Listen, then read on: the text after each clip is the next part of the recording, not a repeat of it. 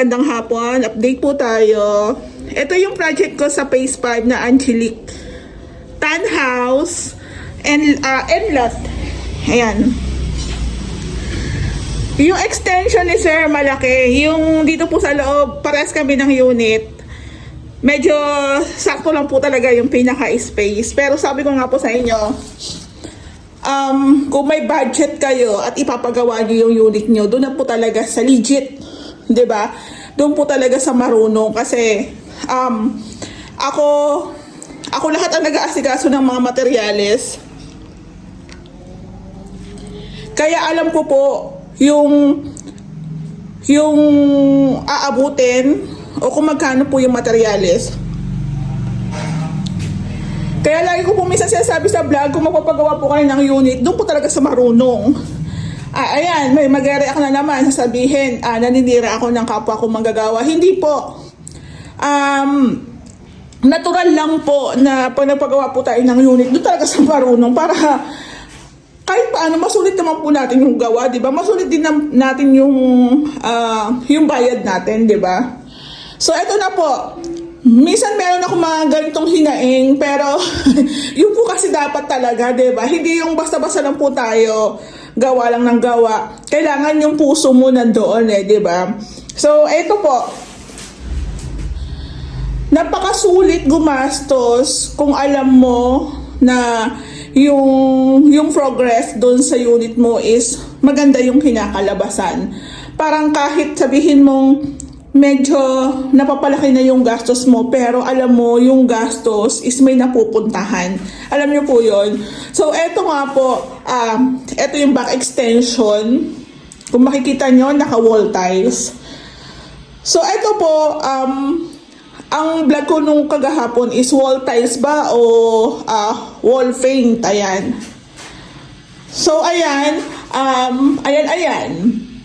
Si Sir po ang pumili ng 30 by 60 na yan. Si Sir na rin po ang bumili niyan. So, plain white lang po siya na may konting design. Ako ideally, ang mas maganda pong gamitin sa wall po is 30 by 60. Kasi, pag medyo pataas po o patayo yung latag po ng tiles, medyo mahirap. Lalo na kung 60 by 60. Kaya mas sinasuggest ko po na 30 by 60 ang gamitin. Parang, syempre, pag nilagay po ni tile setter yan, may palaman na adhesive. Oh, kuha ka na dyan. Ayan. Yung matitira sa phase 6. Dinalaan ko muna sige, dalawa, kahit dalawa. Para kulangin tayo. Si Kuya Joan, siya po yung in charge nito. Sige. Tulad po nito, si Kuya Joan lang po nandito. Minsan abalang po kasi sa kanya kung marami silang nag-iikot-ikot dito, kaya hinahayaan namin siya dito mag-isa. Ayan. So, balik na po tayo. Yung 30 by 60 na po yan, pag nilagyan natin ng palaman, ng adhesive, mabigat na po yan. Ano pa po, pag 60 by 60. Kaya mas sinasuggest po namin yung 30 by 60. Tapos napansin ko po pala, yung countertop ni Sir is 60 by 100 to, no? 60 by 100 yung, 120, 60 by 120. 60 by 120. Parang dalawa siya na 60 by 60 na pinagtabi. Ayan. Pero ito po, alam ko yung isang buo po na tiles na ganito is medyo mahal. Tiles po to hindi po siya granite Meron po kasing mga malalaking tiles, 60 by 120 katulad kay Ma'am Flor. Alam ko, medyo mataas po ang presyo nito kaysa dun sa 60 by 60 na isang piraso lang. So parang ang peg nito is dalawang 60 by 60 na pinagtabi. Pero ang ganda. Yung iba po kasi ayaw nila na may mga dugtungan. Since malit lang yung ni Sir, carry na to. Carry na. Ayan. O, diba? Parang ang team po ng bahay ni Sir is more on black and white na may halong gray to Parang ganun po sa kanila. Tapos ito po sa room sa baba. Ito po yung room.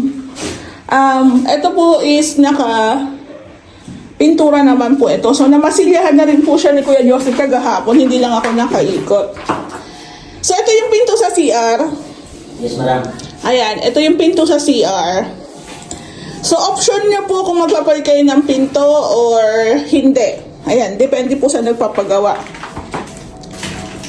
So sabi ko nga po sa inyo, yung wall tiles natin, medyo pricey, medyo mapapalaki yung gastos nyo, pero maganda na po ito pang matagalan compare po sa pintura. Ayan. Kaya may hambal yan eh. Ha? May hambal yan, kaya nantok yata yan. Ito nga po palang unit ni Sir. Yun nga po sabi ko sa inyo, sa team po namin, paikot-ikot lang po kami. Kung sino available at pwede nang gumawa. Katulad po nito, nakamasilya na siya, oh. Ayan. Ayan po, nakamasilya na. Ayan po, nakamasilya na.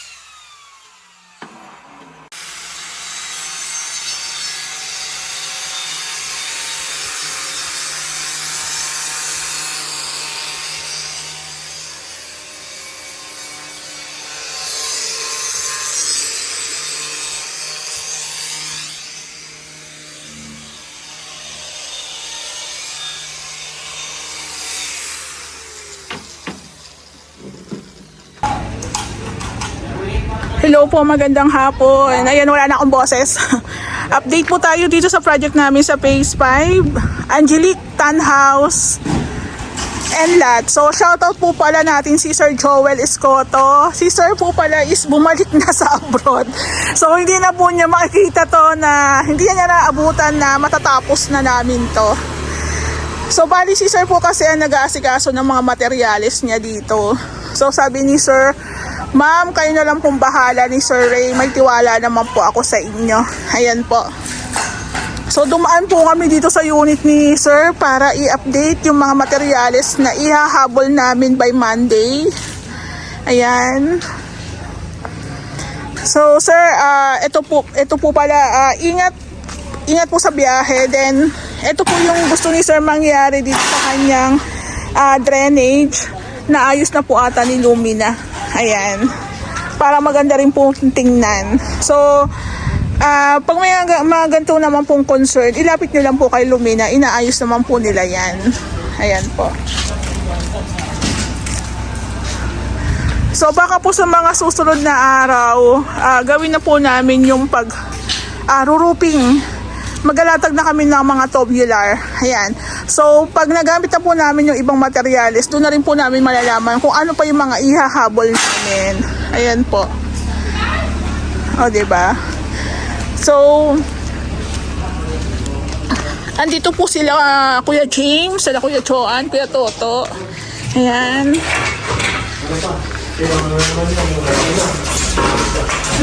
So, dito po pala sa baba is na may yung pinaka-cove ceiling nila, sir, is naka-PVC ceiling panels tayo.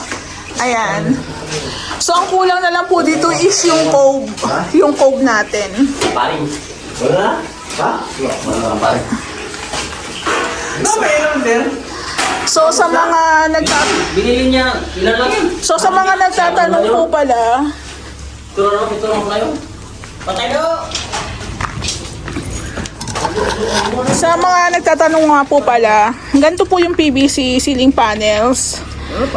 Nasa 10 inches by 10 feet po ata to. So, ito po, wood style ang design niya.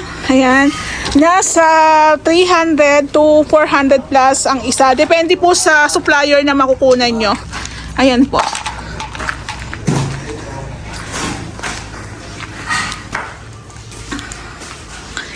So, pati yung taas po natin is naka-PVC ceiling panels na kulay. Ganito po, kulay brown. Ayan.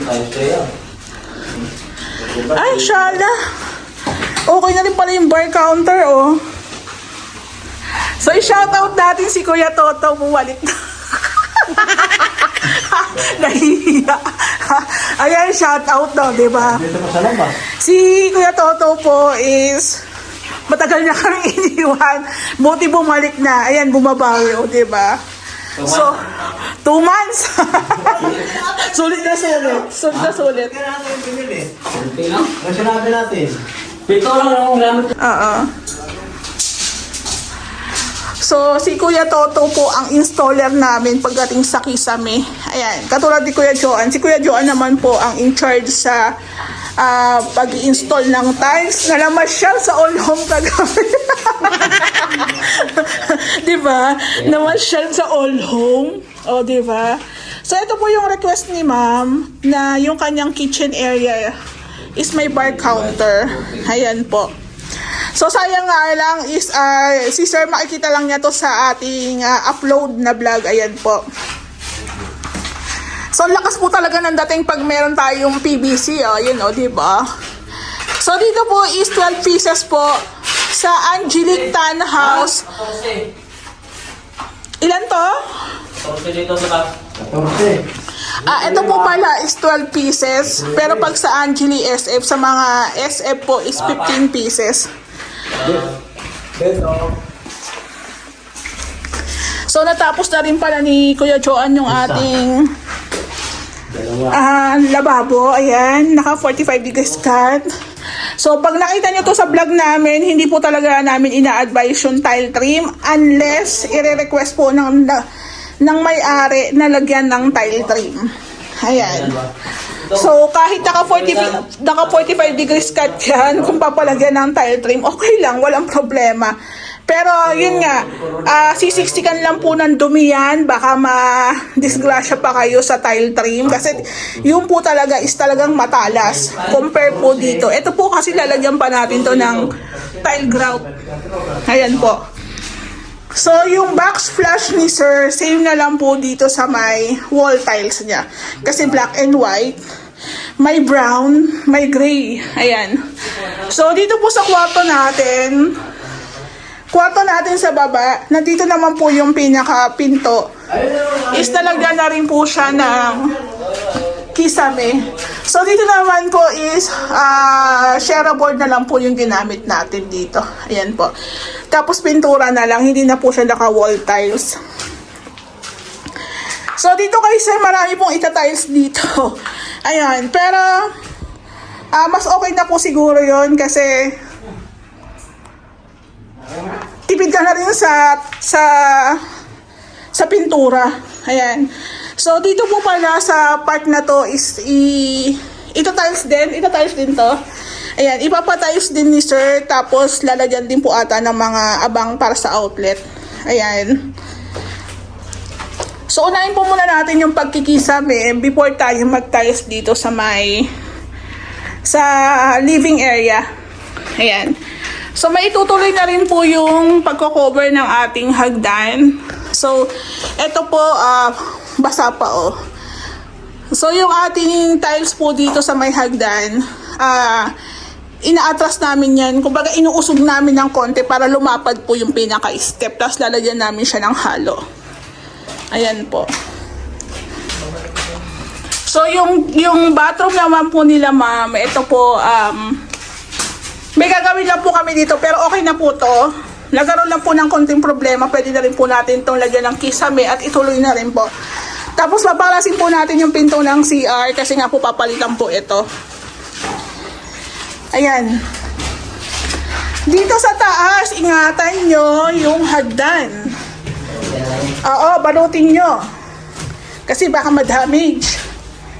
Ayan po. Ay, ang taray. Meron na rin po palang butas para sa AC. Ayan. O, diba? So, pag isang buong unit po ipapagawa niya sa amin, package na. Kasama na po yung abang para sa AC. Ayan, yung pagbubutas. Sasabihin niyo lang po sa amin yung pinakasukat at saan ilalagay. Kami na pong bahala. Ayan po. So, meron din po tayo dito mga nakaabang na outlet tsaka switch. Ayan po. Nakakahingal po mag-vlog. Nakakahingan. Mainit pa tsaka malikabok. So, ayan, sa kabilang room, ito rin po. Since si sir po is balik abroad na, kami na lang po bahala ni ma'am mag-asikaso po dito ng mga materialis niya. Ayan. So sir, sa akin, tiwala lang. Kilala mo naman ako, tagal ko na nagpa-vlog, tagal na po namin nangungontrata dito sa Lumina. Tapos itong hallway ni grills ni sir, oh. Ayan. So, tatanungin ko si sir pag malapit na kami sa pintura. Tatanungin ko po siya kung ano po yung magiging final paint namin. Ayan. So, dito po, ang PVC po natin dito is kulay brown. Ito po. Ito. So, lahat po dito naka-PVC. May spandrel din po. Kaya, maganda rin po yung kakalabasan nito. Ayan, oh. Hindi pa po kami nagpa-final paint kasi meron pa kami mga tayo sa baba. Aakyat lang po kasi yung dumi dito. Hindi rin muna kami naglilinis kasi ganun lang din eh. Pabalik-balik yung dumi.